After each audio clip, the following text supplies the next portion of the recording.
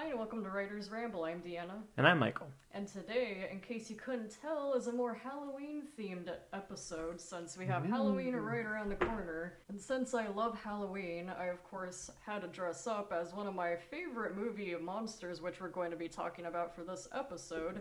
And in your case, well, you're you. It's Halloween in Hawaii too. I'm dressed up as a tourist. Take your pick. And also, it sounds like you don't really have much of a favorite movie monster to begin with. You're kind of more of a casual viewer. I mean, yeah, I like various Halloween movies and monsters, but as per a lot of other things, I'm just kind of casual about a lot of it. I think if I were to pick, probably Frankenstein. Really? Yeah, I just like how the quote-unquote monster is really just misunderstood and essentially a newborn, and everyone's like, oh, it's like an abomination against God or something, and it's not the monster's fault. But it's ultimately tragic because he ends up getting burnt at the windmill. I actually do have, in this stack, this one is Frankenstein, but I have not read it myself. I don't know if you've read it before. But No, but I just kind of know the themes. Well, we do own it. We could just read it. Yeah. Maybe one day. You can comment and be like, hey, did you read it on our next Halloween video? And I'll be like, oh, probably. Hopefully. But speaking of books that we haven't really either fully read or finished or whatever it may be, I'm guilty of this beauty that's up here. It's probably the most gorgeous book that I own. It's Dracula by Bram Stoker. But I am going to be talking about vampires in this case because I've always been a fan of vampire stories. We are not talking about Twilight though. You can just watch our Twilight related videos, so don't expect to hear that here. But I have read part of Bram Stoker, I just haven't finished it yet. Each Halloween I look at it wistfully and think, I'll finish it this Halloween. And then I just don't. I do plan to eventually finish that, maybe next Halloween. It was just various life reasons why I never got around to it, and now I thought it was a grand idea to reread the Twilight Saga, and I suck. But anyways, we're not gonna talk about that now. But the little bit that I have read of Dracula, I did like that overall it's a decently easy read. I know with some novels that may have been written a little while ago, if they're older books, sometimes they can be difficult to read, but this isn't super old or anything, so it's not that bad. It would have been written in late 1890s, I think. In my experience, it's not necessarily the time period it's written in, though, that makes it legible or not. It's obviously harder if it's a little older, but H.P. Lovecraft was around in the 20s and 30s, and his writing style was a little dry for me, regardless of... And he also had a really big vocabulary, so it's also writing style as well. I mean, people still read Shakespeare just fine. I do feel like I liked the writing style of Dracula, what I did see. A little dramatic, but I also feel like it kind of makes sense for the story and just the era that it comes from, and with it being more like a horror novel. I mean, what is vampire, or what are vampire stories if not dramatic? Yeah. I also find it interesting because the way it's written, it's through various characters' journals and their journal entries, so I do find that interesting. I also have enjoyed watching different Dracula adaptations, especially with film. I will say that, from what I've been able to tell thus far, probably the most accurate film adaptation would be the Bram Stoker Dracula film. What I will say about the film is that it's definitely very, has adult content for sure. And whether it's that graphic, I couldn't really say for the novel because I haven't gotten there yet, but there's a lot of interesting scenes in the movie. But from what I did see, it was pretty accurate to the book. I also wanted to bring up Bela Lugosi's Dracula as well, which is pretty much the classic Dracula that everyone thinks of when they do picture Dracula. Old black and white. Yeah. Talkie Dracula. Yeah, I believe it came out in 1931, so... Yeah, it would be considered a talkie because, at that time they didn't have too many movies that actually had audio, and it was a novel thing at that time. But it wasn't a novel. No. But anyways, I believe we watched it together. I think a couple years ago.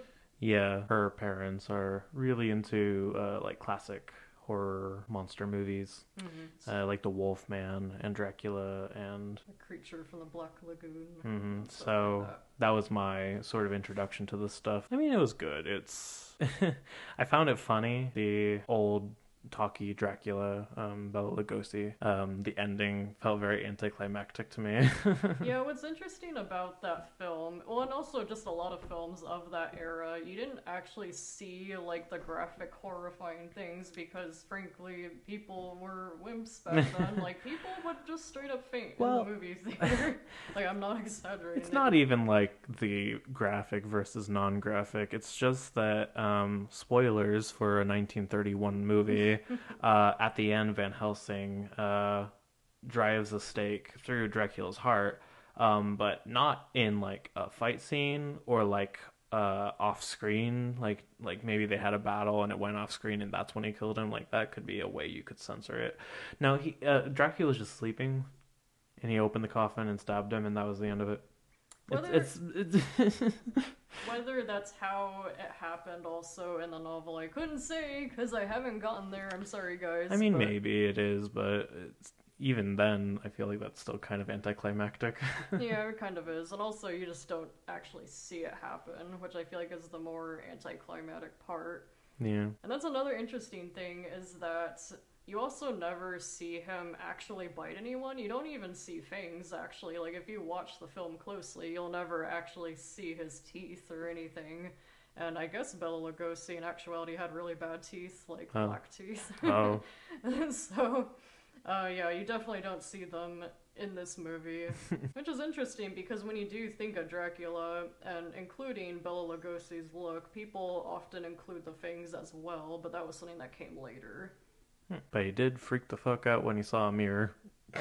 Yeah, no, he did not like that. And honestly, like, that's something that I like about that film is seeing, like, the really dramatic reactions. It was very, I don't know if the right word is campy. It was just really like sort of like William Shatner overacting, like, oh. But speaking of acting, I also want to mention Dwight Frye, who played as Renfield in the original Dracula. He did a phenomenal job. Like, I loved his acting. I wish I could see more films with him in it. I'm sure he was in other things, but I think he actually died kind of young, if I recall correctly. But I thought he did awesome acting. I love his expressions, like, just funny. That's all I really have to say for it. He just really acted his heart out, and I appreciate that. But yeah, I recommend giving it a watch. I grew up watching Bela Lugosi's Dracula. It was just kind of like a family tradition, and then you eventually, saw it with us, like you mentioned. I just like watching those traditional classics, for Halloween. I know a lot of people, when they think of, like, classical, Halloween movies, they often think of... Halloween. Sure, that, or... Scream, just like horror movies. Yeah. Yeah. But when I say classic, I mean, like, talkies. Because I guess that's just how I was brought up in that case. I do feel like they're worth watching, like, at least once, just to kind of see what it was like. They're not long, usually, and you get funny moments, like him looking in a mirror, and also just his expressions in general, like how he stares into the camera. it's, like, iconic, but in practice, it's quite funny, to me anyway. Yeah. As for the Bram Stoker's Dracula movie, it was made in the 2000s or so. I think it was early 90s, but go on. Early 90s or so. Has Gary Oldman, Keanu Reeves, who played Mina? Winona Ryder. I just find the beginning of the movie kind of funny. I don't know how accurate it is to the book, but his costumage is notable. He really looks old and decrepit and creepy.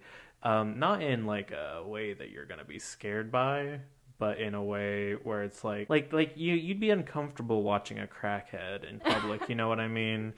You see big old butthead Gary Oldman Dracula at the beginning of the movie, and you're like, this is Dracula. He's got like platinum blonde hair in a done up, like really long hair too, and like a really big it looks like a butt. He thought it was going good for him, I guess. Maybe that was stylish back when the last time he was like in public society. Man, I don't know, but what I can say is that he doesn't look like that in the novel. They did give him the hairy palms though, which is a good touch. You know, that was in the book. So that's one thing I could be like, ooh, they got it right. And you can't say that they like didn't know how to make him look good if they wanted to, because later in the movie when he's like rejuvenated and in London, he's all dapper. Yeah, he's got like his hair's still long, but it's brown and it's like curly and it goes down, and he looks like a pimp almost. But you know, like a well-to-do pimp. Yeah, he's got all of his bitches waiting for him at home. I just find I really want to talk to the costumer and be like, so what were you thinking? You know, if they wanted to just make everyone feel uncomfortable, I mean, they did it. Yeah, but not because I'm like scared of him. Man, he would not do well. Like, imagine if he stepped foot in like a middle school, because like kids are mean as shit. I'm just noting the design of the cover. I don't know if you can see it from there, but the edges look kind of like fangs and teeth. Yeah. It's pretty cool. I also like that like the pages are like silvery and pretty. Because, oh wait, no. Yeah, actually, yeah, that's a thing. Or at least it was in Dracula Untold, where they can't like touch silver.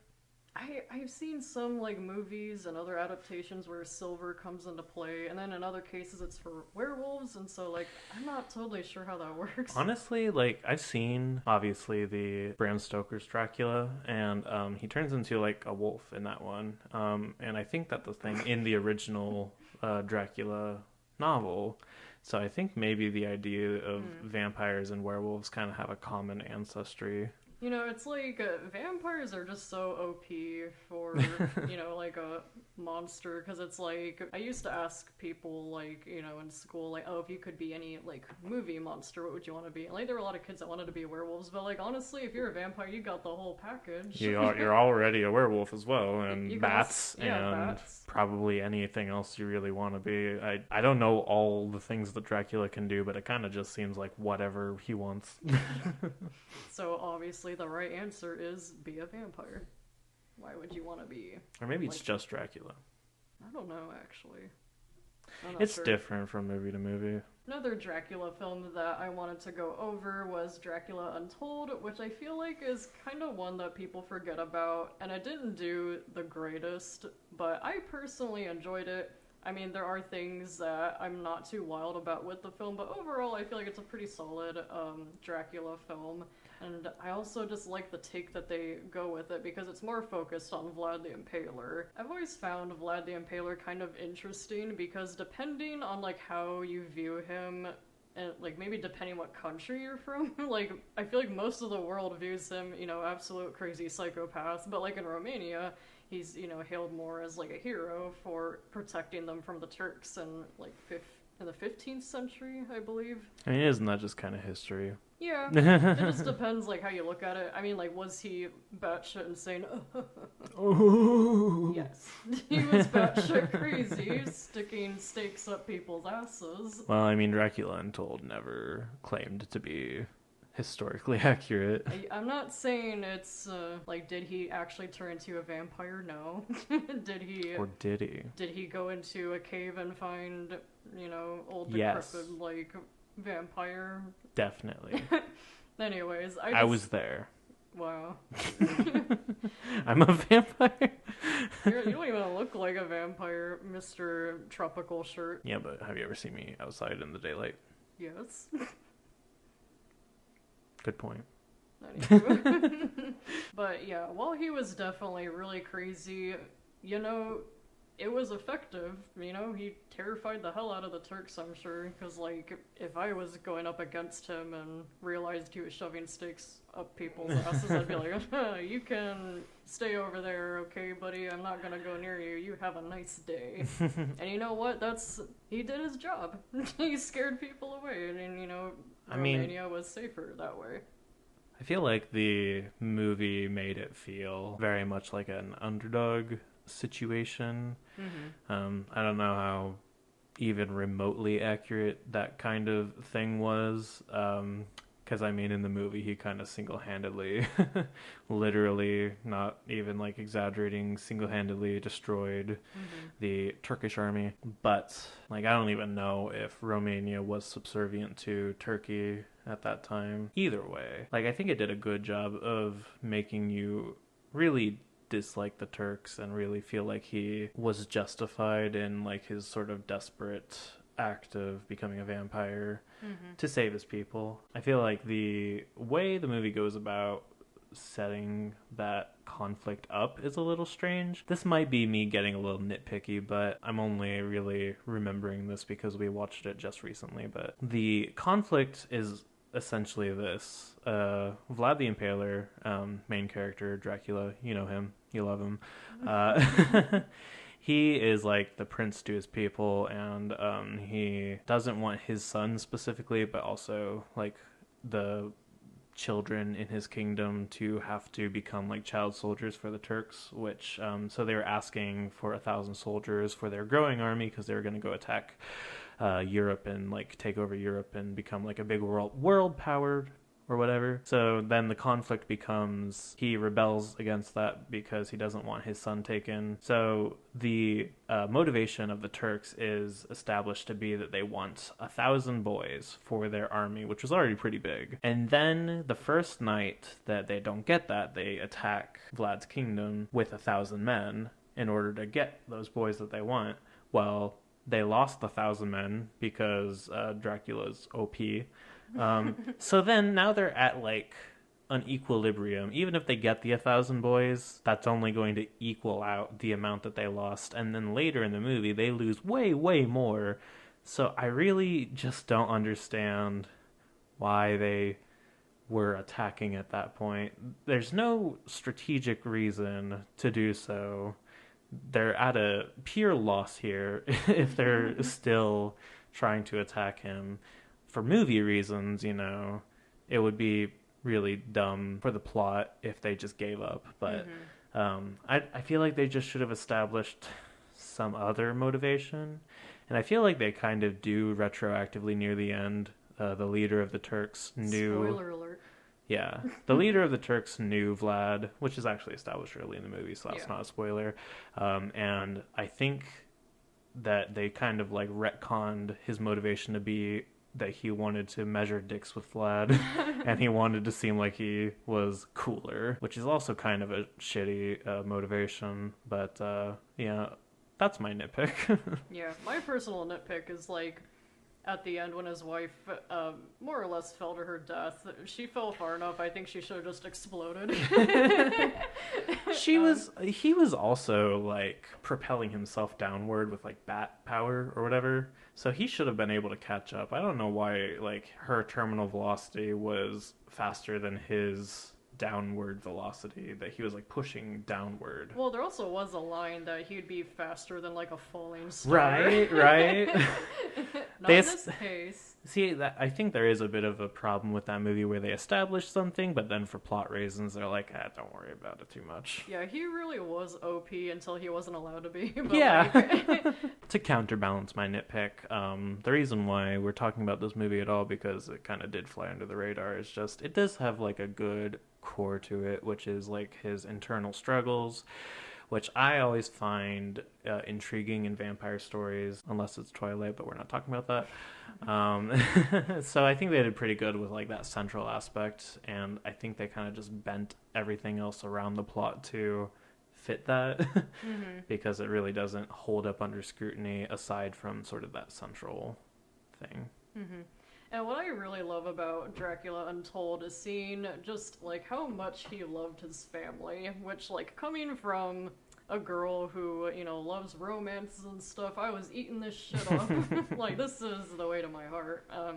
And so in that case, I really liked seeing that, and it felt like he genuinely really loved his family. And so it made you want to see him succeed.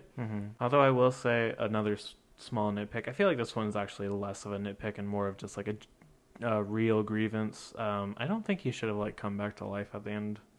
It felt like a good like sort of tragic end, and then they had like the Renfield-esque character just bring him back to life. It's like, oh, he doesn't seem like he wanted to be alive at that point, but Well, then he just kind of is like, oh, I was brought back to life, I guess I'll just chill.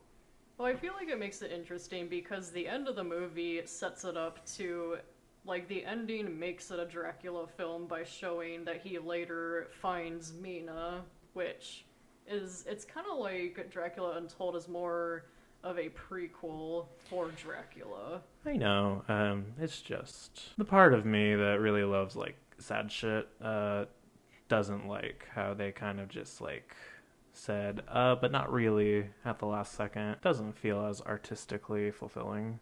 But they were trying to set up a movie universe at the same time, so they couldn't have ended with him dying. It's just not my cup of tea. Yeah, which speaking of the movie universe, because it was setting up the Dark Universe, and I believe it was actually the first movie that they were using to set it up, and it would have continued, and maybe we would have seen a sequel, but The Mummy just totally derailed all of that with how awful it bombed. And the Tom Cruise Mummy. Yeah, we're not talking about the golden Brendan Fraser one, we're talking about the bad. We would never say a bad word about the Brendan Fraser mummies. Yeah.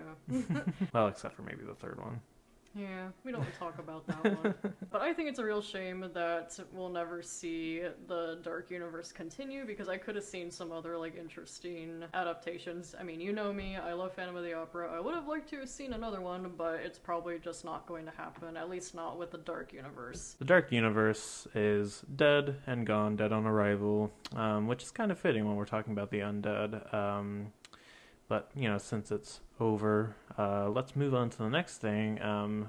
My personal favorite vampire story, just because of the sort of aspects of vampire stories that it represents that I appreciate. Interview with the Vampire. I don't know if there's like a better vampire story. It's just the one that I've appreciated the most, because more than anything else, I think that movie wanted to kind of explore the psychology and the existential aspects of vampirism. Like, if it was a real thing, how would it affect you, especially over the course of long periods of time, because they're immortal. People just kind of, I don't know, they're just never, like, introspective enough for my taste. Like, you've been alive all this time and you're still stupid. Like, I don't know.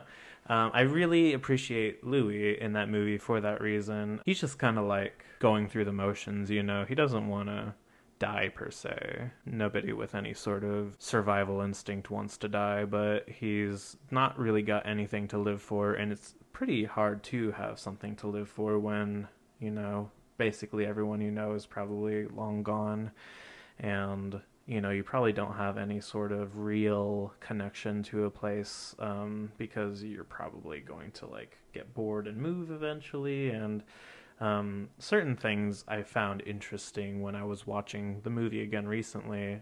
For instance, one of the characters, I actually forget his name, one of the characters played by Antonio Banderas, he said he's like 400 years old and he was the oldest vampire that he knew, and that's because most of the other vampires offed themselves, not because they were like threatened by other vampires or anything. It was established in this movie universe that killing other vampires is a big no-no.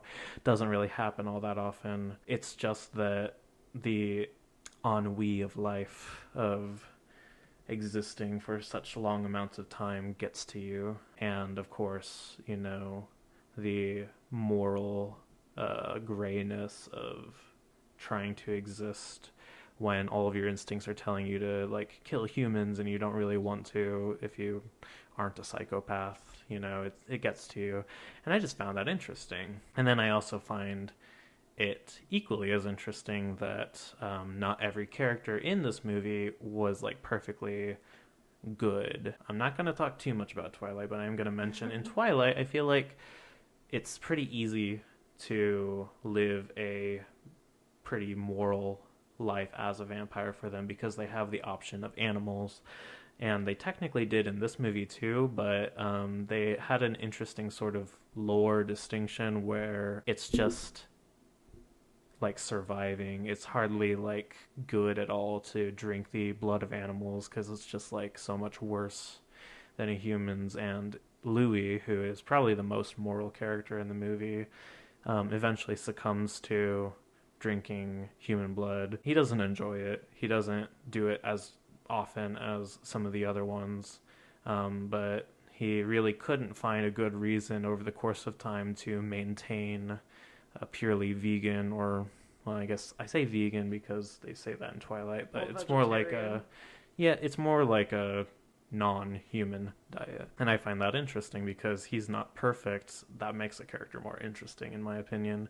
And then, of course, he has contrasted very heavily against Tom Cruise's character, who is an absolute psychopath and a foil to his character, and their dynamic was very interesting to me.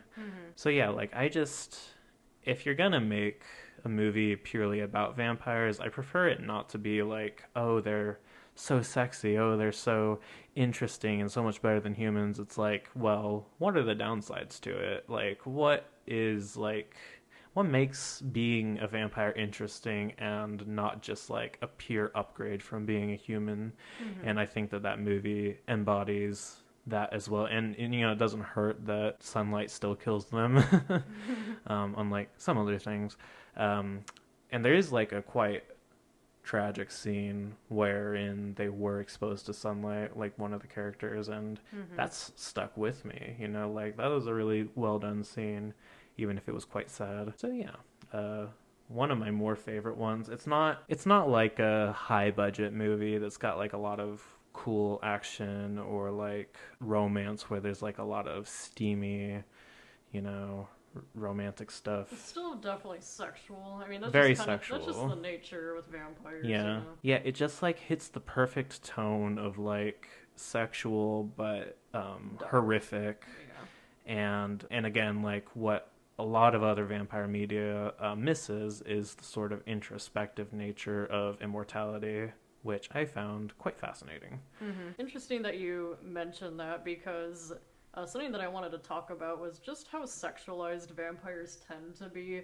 And, like, I don't know, I find that interesting. Like, what is it about, they're supposed to be monsters, but so many people have sexualized them throughout the years. And we were talking about this earlier. I mean, obviously, like, the vampires, they always have to, like, bite on your neck, and it's like, vampire hickey or something. But I was also thinking about it because in a lot of these vampire stories, if it's more of a romance, I feel like a big part of the draw that maybe some women really latch onto is the idea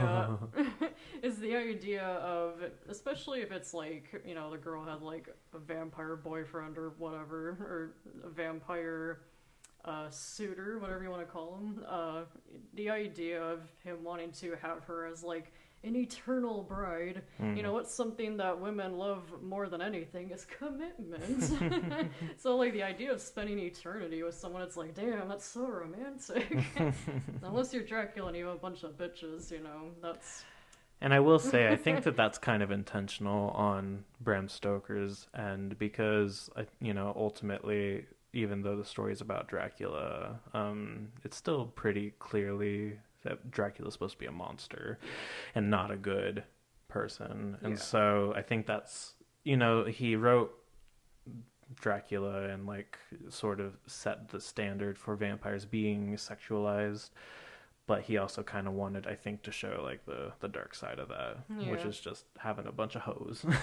So let us know what your favorite vampire media is in the comments, and is there any points we've missed? Are there any movies that you feel like might be movies or books or any sort of media that you feel might be a pretty glaring omission on our end? Let us know. And if you do mention Dracula 2000, we have seen that one, and it's interesting in a campy way. Like, watch it to have fun, don't take it too seriously, but anyways. The twist is interesting. Yeah. It's definitely creative, I'll give it that. I've been Deanna. And I've been Michael. And thank you for listening to Writer's Ramble. Bye. Enchanté. Oh wait, that's like hello, isn't it? I don't know. Don't mind me, I'm stupid.